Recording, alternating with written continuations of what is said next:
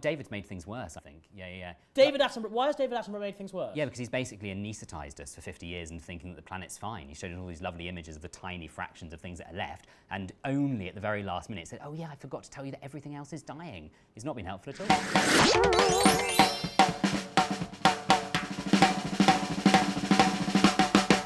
Hello and welcome to Archie Asks. My guest this week is Joel Scott-Halkes, an environmental campaigner who's glued himself to an airport, blocked London roads and thinks that we should all move to a plant-based diet. But he would just say he's fixing the world one campaign at a time. Joel, of all the things one can do in life, is there a bigger job than trying to save the world as you see it? Is there anything bigger that could be done?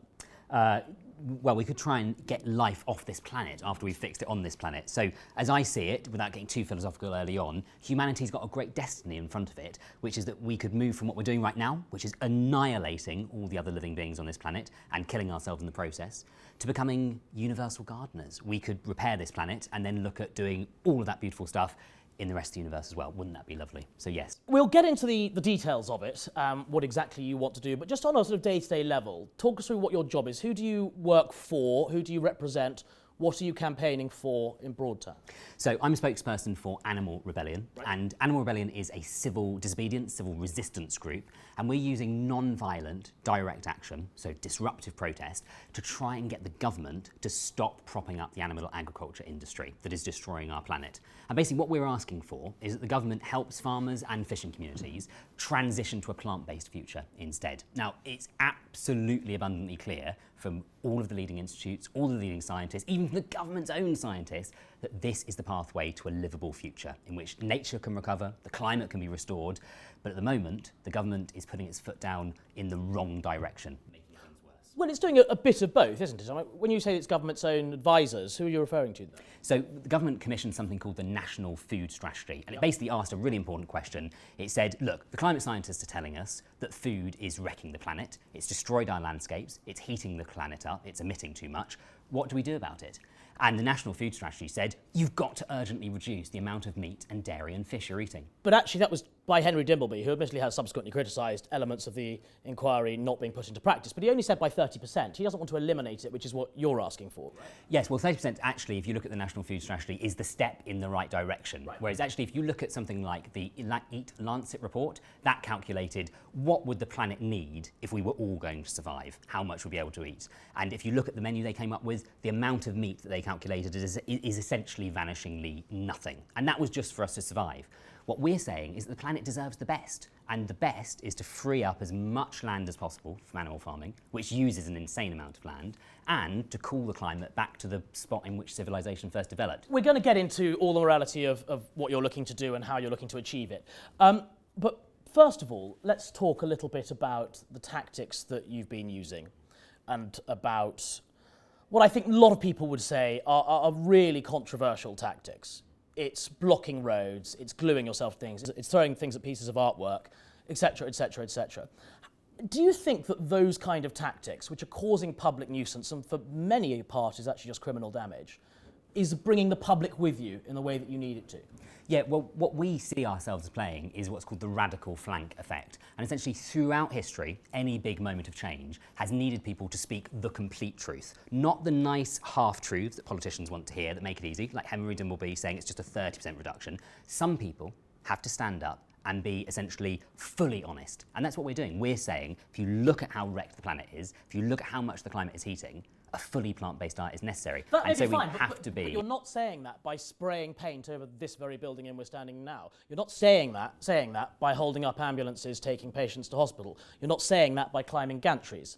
Yes. Well, actually, the remarkable thing is that the science of this shows that in social movements, when you go for that radical flank effect, when people do actually do disruptive protest, it helps shift the entire window of debate. So things that might have seemed sort of extreme in one debate, so just the idea of going plant-based at all, when we do even more extreme things like block roads, suddenly we're on here. That doesn't make it right, though, does it? It might work. I'm not saying it doesn't work, although that's a separate debate. I'm asking about the morality of causing criminal damage.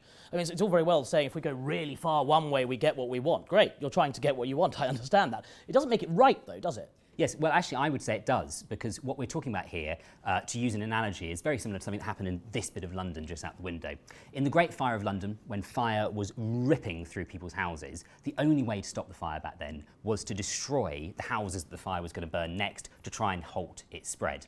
Now, if you pulled down a house because you were trying to stop the fire spread and destroy the rest of London, is that criminal damage? No, It's not it was the same. necessary it's clearly damage. not the same. But same, I mean, if you want to take that argument further, why not just eliminate all the MPs with uranium because they're not supporting your cause? Well, that would be violent, and this is the big difference here between what is property, just physical possession, a house, a building, a road that we're blocking, and what is life. And what we're doing is we're acting in defence of life, because the science is clear that hundreds of millions of people are going to die if we continue with the animal agriculture-fueled climate crisis. When we damage a tiny bit of property that costs a couple of £100 to clean up, it is exactly the same as knocking down one of those houses. It's not though, is it? I mean, for example, the arrests that have just come to court this week is estimated at £20,000 worth of criminal damage. According to that's absolutely nothing. It's absolutely piddly. What we're talking about, it's been estimated by the World Bank that we could be looking at knocking off 5 to 10% of the global GDP. But for many people, you're asking people to make a huge and dramatic change to their lifestyles and to society, but you're doing that in a way where you're not bringing people with you. And that's what I find super interesting, because on some of your other campaigns, you talk about how you want for example, your Rewilding campaign. You speak about how you want to have creative and humorous ways of campaigning, right? Holding up ambulances is neither creative nor humorful in any way. You talk about wanting to bring people with you and the importance. You had a tweet out only a few weeks ago saying meat eaters and vegans need to come together on this. You need to bring people with you. That is not happening when you're closing the M25. Yes. Well, I think, firstly, really important to note that the closure of the M25, the gantries, many of the things you're talking about are actually Just Stop Oil protests, which is different. Which you retweet and endorse. Yes. Many times. So you endorse those tactics. Absolutely. So it's a legitimate question. Yeah, no, fair play. Now, the point is, with the situation that we're in, when we act in a loving way, when we talk about compassion for other beings, we talk about non-human beings, compassion for the hundreds of millions of humans who are going to be dying from the climate crisis very soon, then these kind of tactics are just simply raising the alarm about loss of life. And so I genuinely feel, and you can criticise it all you like, but when I wake up in the morning, I feel a sense of moral purpose. And that requires thinking about the tactics. And in some situations, yes, we need to talk very softly and gently. When we talk to the royals and try and persuade them to rewild, we know it's going to work in a gentle and friendly way. But when it comes to turning around the ship, and that's what we're talking about here, we have to turn around the entire ship of our civilization that is based on the exploitation of animals. It's huge. It's massive. But it hasn't worked. In Extinction Rebellion's own words, you've put a pause to these kind of tactics because it hasn't worked. These sorts of disruptive protests do not work. People are not with you on this. Yes. Well, actually, the evidence is clear the other way. So whilst Extinction Rebellion, no idea why they sent that email out, actually, if you look at what's happened since Extinction Rebellion, we have seen an absolutely transformative change in public opinion. The environment is now considered the top, or always in the top 3 national issues. And that is entirely thanks to civil disobedience. But it's also entirely thanks to a general, bigger waking up. A big awakening of consciousness that we cannot, as humans, just exist in our private own little bubble, destroying the rest of the planet. Absolutely. So Extinction Rebellion have paused their tactics because they say they're not working. You're here for Animal Rebellion, which I think we can safely call a close cousin, can we? Yes. Saying that they do work, but then you have another campaign for Rewilding that says we need to bring people with us and have cheeky, humour-full campaigns, and then you have tweets that say you need to bring people with you. This is a hodgepodge. I can't work out what is it. Which tactics are you now going to use going forward?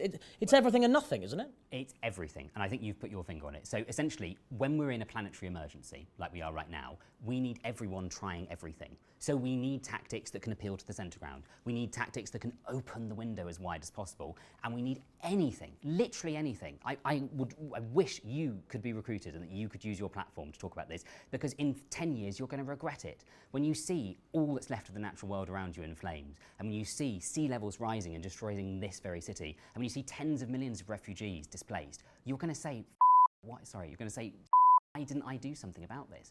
In light of Extinction Rebellion saying they paused some of these methods, whether you would look to use them going forward and whether you think they work.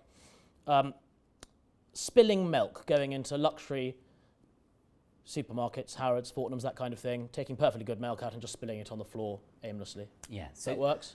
The way that milk is produced. I'm aware. is- Just as a method, purely as a method of protest, does that work? Well, tell me first of all, how is milk produced? How do you get milk? I know from- exactly from- how from milk a is mother? produced. So you have to take a calf away from a mother to do Very it. soon after birth, yes. And then after emotionally torturing that animal, Well, then no, it's been hang on. forcibly You inseminated see, over and over again. we will get into this, but you have to say pick them that because what you're cleverly doing is pulling on people's heartstrings, and they are, in their own minds, thinking how awful because they're thinking of the human experience. Calves are not humans. They get taken away from their mothers. They have almost no immune system when they're born. There are very, very good reasons for the calves' health themselves to be taken away from the mothers, as well, obviously, as the production of dairy. So it is not the same as just taking a baby away from a mother. It is done for two reasons. Obviously, for the production of dairy, and then for the calves, but also because the calves will end up catching all sorts of things from their mother's uteruses. There are good farming reasons why people do that. Okay, so firstly, the mother of the calf feels the same hormones that we do. They have oxytocin, that if you were to have a child one day, I'm expecting my first child in May, I'm so excited. When I hold that child, I'm going to feel the hormone oxytocin rushing through my brain, and it's going to make me feel in love, and it's going to make me feel comforted and joyful.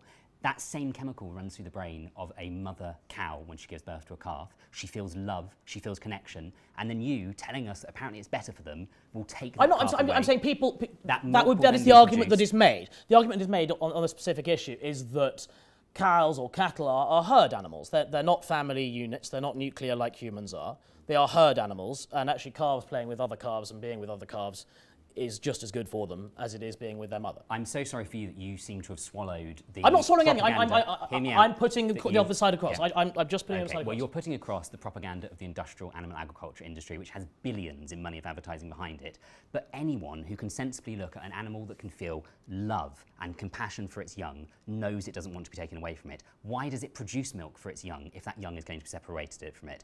That milk is for its child. And so when we spill milk on the floor, we're saying this is not to be taken. This is a cruel, just downright disgusting process to separate mother and child, take the product for ourselves, and when we spill it, we say this is not for humans. This has to be disrupted, this sickening process, and we have to get to something more humane, in which we recognise these as feeling beings. As a method, when there are children currently going hungry during a cost of living crisis and inflation running at above 10%, do you really think going into supermarkets and spilling good milk on the floor and filming it for your TikTok is bringing people with you in the way that you will need to achieve your aims? Yeah, well, actually, as far as we're concerned, the cost of living crisis, and it's not just us, I mean, really the science behind this is clear.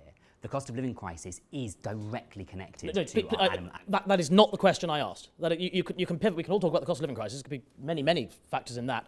The question asked was very specific. During a cost of living crisis, when children, particularly on free school meals, are not getting milk in the morning, is it an effective method of protest to spill perfectly good drinkable milk that has calcium for growing children onto the floor of a supermarket? Does that bring people with you, as you claim you need to do? Yeah, so firstly, it's really important to note the milk that we were spilling was in luxury places. We were spilling milk in Harrods, in Fortnum and Macy's, places where you were spending £8, £10 It's about the a bottle. PR, it's about the look. This whole thing with protest is about the PR and the look. Yes. It doesn't look good, does it? And actually, I think this is one thing where we differentiate, actually. So, and understandably, you're in the TV world, so yes, everything is first and foremost about PR. For me, I'm coming from a justice and morality point of view. If I went into a supermarket and I saw something that had been produced with cruelty, I would say this should not be here, and I would try and destroy it, and I'd take it out. And this is a point of immediate justice. And I really think this is important, that if we are saying in this country somehow it is okay to separate a mother and a child, to emotionally torture them, to forcibly impregnate them, to force them into short and brutal lives, and then sell the products of that horrific exploitation, I say as a point of immediate and moral justice, I will go and destroy those products. Yes, but again, is it bringing people with you? You're asking everybody to change. You're asking us to make enormous societal change, probably the most dramatic for hundreds and hundreds of years. Is blocking roads bringing people with you? It's not working. Extinction Rebellion, I don't know why you're carrying on with this. Extinction Rebellion themselves have said it's not working. You're saying it does still work and you'd like to carry on with this? Yeah, so throughout history, non-violent civil disobedience, taking what at the time is perceived as extreme actions, but which in retrospect in history we'll see as moral and justified actions. But you say you're like Martin Luther King, and I mean, it's a very complicated subject. I don't want to go too deep into this, but when Rosa Parks sits in the back of the bus, she's doing something which she is by law not allowed to do. It's a very clear civil disobedient action. When the suffragettes attacked paintings, they were attacking a naked woman and very clearly making the point they were using their disobedience in a very clever PR way but in a way which absolutely proved the point they were making. She was making a point about the sexualisation of women. You're asking for a massive societal change, and what I'm still not getting from you is this acceptance that you do need to bring people with you, and yet you're gluing yourself to the tube. I'd like you to let me just respond to your 2 points there, because they're 2 very good points. Firstly, on the specificity of civil disobedience and on the size of the societal change. Now, firstly, I agree. Rosa Parks, brilliant piece of action, and the suffragette action you mentioned as well. And this is why we have deliberately, and do let me come to my second point, deliberately focused on the actual products themselves, the milk that is being stolen from cows and that is directly fueling the climate crisis. This is why we're disrupting it. This is why we pulled out the floors. This is why we disrupted the depots for doing it. But in terms of the size of the societal change, the suffragettes over a century ago were fighting not just to get the vote for women, they were fighting to end the oppression of women throughout society, for which one focus of the campaign was getting the vote. But they wanted to end marital rape. They wanted to end the discrimination in the workplace, discrimination in money, discrimination in laws throughout society. That work still isn't finished. That is the size of the societal change that the suffragettes started. Absolutely. And their extreme tactics got us very far towards the Right, but so much of this isn't about milk, is it? I mean, there's nothing about gluing myself to the district line tube that's got anything to do with the milk I had on my cereal this morning. Well, that's just inconvenient and going against a piece of public transport, which is presumably quite helpful. Yeah, and those weren't our tactics. So you condemn those tactics? Yeah, I don't condemn them at all. You've got to be very careful about where you do it. And I do think there was one time that Extinction Rebellion glued to a place where there was working class people trying to get to work, and that wasn't well timed. Would it be better timed if it was in a more middle class area? Yes, I think so. Yeah. Yeah. So it's okay to attack the middle classes more than the working classes? Well, I wouldn't use the word attack. I think, but disrupting people's lives day to day is necessary in an emergency situation. Why is it okay to do it to people that are middle class? Well, or more middle class areas, in fact, because there are still working class people living in middle class areas who would use those tubes. Yeah, I think if I was going to do that action again, I would only have done it in, say, the City of London, right smack because down no the one centre poor of the lives in the district. City of London, do they? Yeah. No one. There's no one there working class. Well, actually, in the City of London, there's only 7,000 people live there. And none of them are some on minimum those wage, working presumably. class. And of the City of London itself, if you were going to do a disruption like that, you'd want to do something directly aimed at bankers. Interestingly, Extinction Rebellion did that same action, gluing to tubes, in Canary Wharf in its first wave of action in April 2019, and it was well received by the public, actually, because people saw it targeting the right people. Why not follow some of those suffragettes that did such a wonderful thing for our country and for civilization and run for Parliament? Why not do it in a democratic way? If people agree with you, as you say, and because of your actions, the environment, as you said, is now the third biggest issue on voters' minds, you'd win the debate, wouldn't you? Run for Parliament, do it like everybody else. Yeah, well, actually, I see the environmental movement as a big tent. We've got the radicals who've got to open the window on the topics that people don't want to talk about, and then we've got the moderates who are carrying that action home. If you actually look, even the Conservative Party by 20 years ago is essentially a radical environmental organisation now compared to how it was. I absolutely applaud that.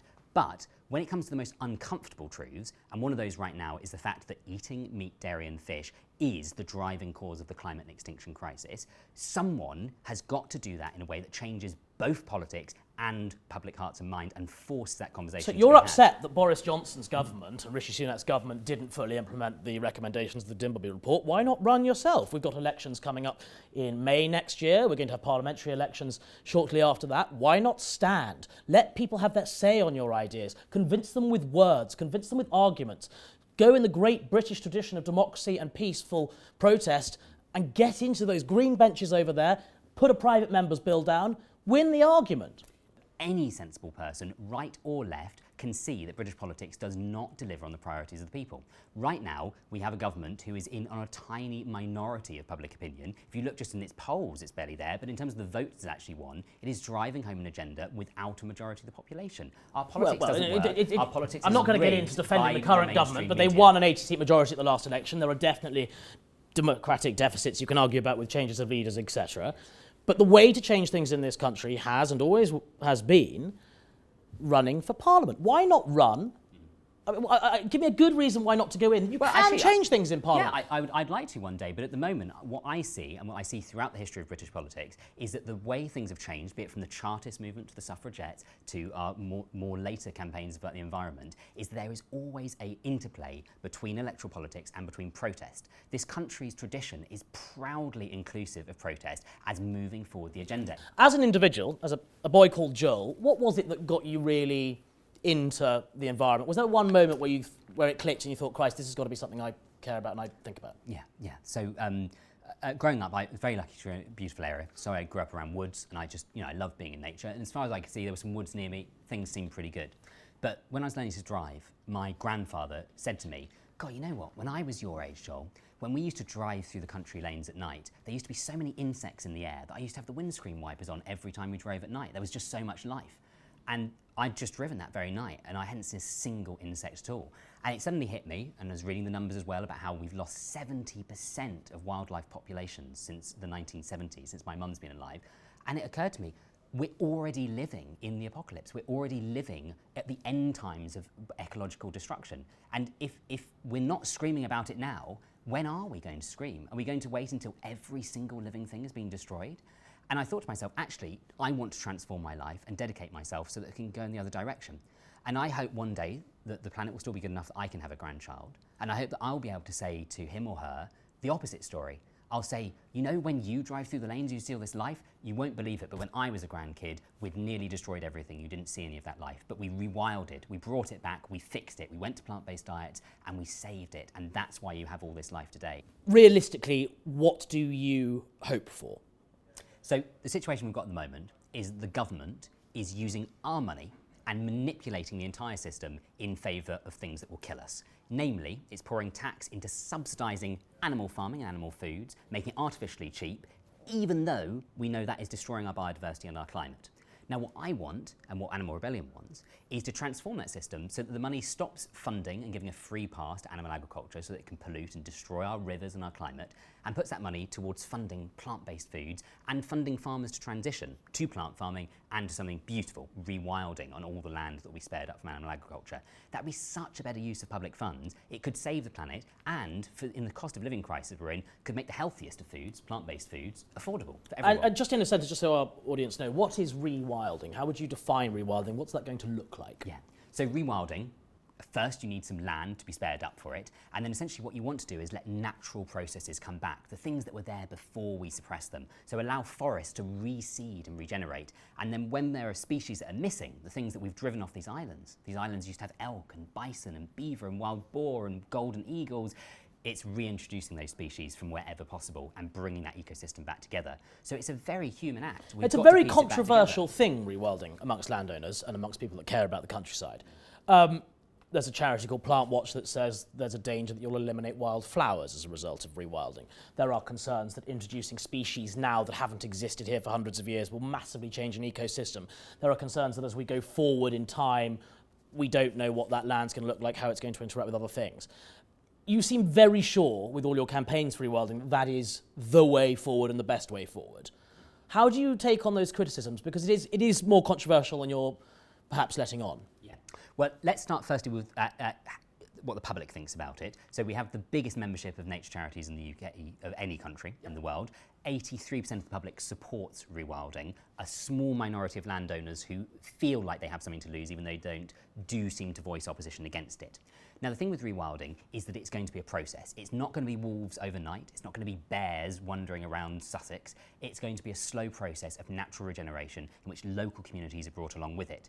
Now, rewilding done wrong, where you kick people off their land and you don't pay farmers to be the leaders of it, that would be problematic. But what we're calling for, and what I'm really calling for, is that we should be using the taxpayers' money that's currently funding destructive practices to fund farmers and landowners to really benefit from this transition. Is it more damaging to the environment the fact that we're farming animals, or the fact that by virtue of farming animals, it's not rewilded? Do you see what I'm getting at here? Yes. So it's a slightly convoluted way of putting it. Yeah, there's two problems with animal farming and with food production in general: the emissions and the land use. And the thing with animal farming is that it kind of absolutely aces being terrible at both of those. It's extraordinarily inefficient. So a kilogram of protein from beef takes 100 times more land than equivalent plant proteins, but also emits some of the most dangerous greenhouse gases, namely methane and also nitrogen emissions as well. And so basically it's like sort of like turbocharging, speeding up the destruction of both climate and habitat all at the same time.